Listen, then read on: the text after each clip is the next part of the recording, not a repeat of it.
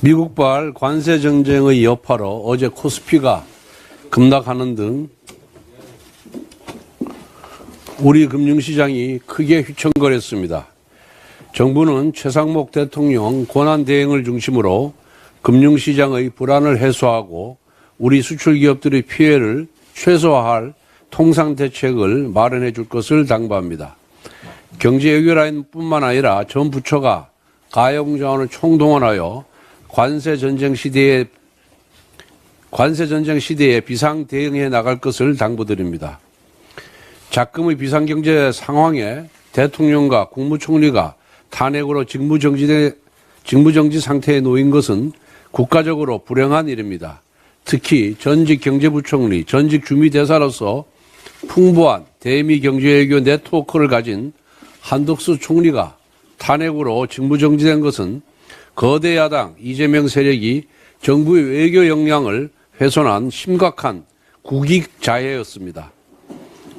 민주당의 이재명 세력은 윤석열 정부 들어 29번의 탄핵소추안 발의와 23번의 특검법 발의로 행정부를 마비시키고 국정불안을 야기하였습니다. 여기에 대한 일말의 반성도 없이 지금 이 순간에도 최상목 대행에 대한 탄핵 협박을 계속 이어가고 있습니다. 어제 이재명 대표는 여야가 글로벌 통상전쟁에 초장적인 대비를 하자고 했습니다. 지금 당장 발등에 불이 떨어졌는데 한가하게 대비를 운운할 때입니까? 지금은 정부가 중심을 잡고 위기에 총력 대응할 수 있도록 발목 잡기를 멈추는 것이 야당의 책무입니다.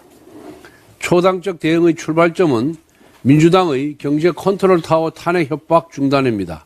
민주당이 대통령 권한대행 겸 경제부총리에 대한 탄핵 가능성을 연일 시사하는 것 자체가 경제 컨트롤 타워 리더십을 훼손하고 우리 경제의 불안정성을 확대하는 것임을 깨달아야 합니다.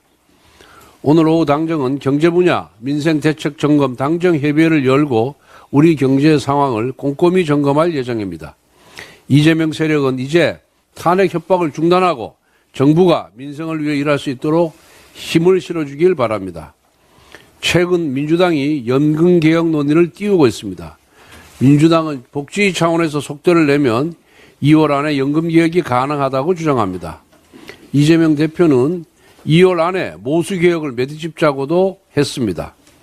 민주당이 2000년 연금개혁을 단기간에 완수할 자신이 있었다면 왜 문재인 정부 때는 개혁을 하지 못했습니까? 당시 행정부와 입법부를 장악하고도 개혁을 거부한 것은 바로 민주당 자신입니다.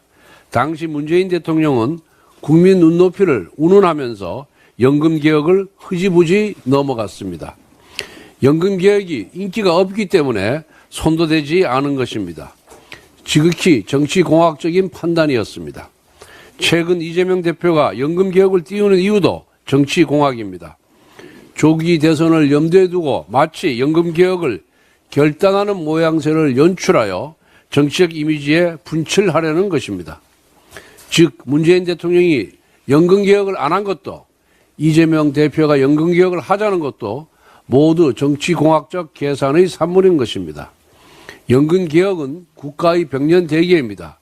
복지 차원에서 속도전으로 해결할 수가 없습니다.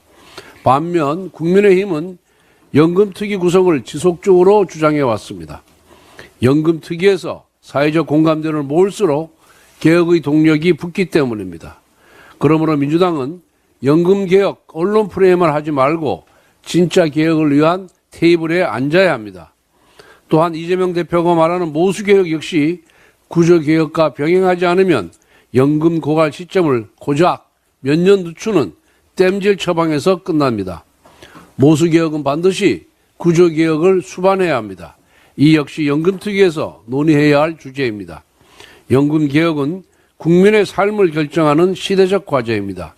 지금 민주당이 하는 것처럼 정치적 애드립으로 소모되어서는 안 됩니다. 제발 진정성을 갖고 연금개혁을 논의합시다. 모수개혁, 구조개혁 포함하여 연금특위에서 진지한 논의를 모아가야 합니다.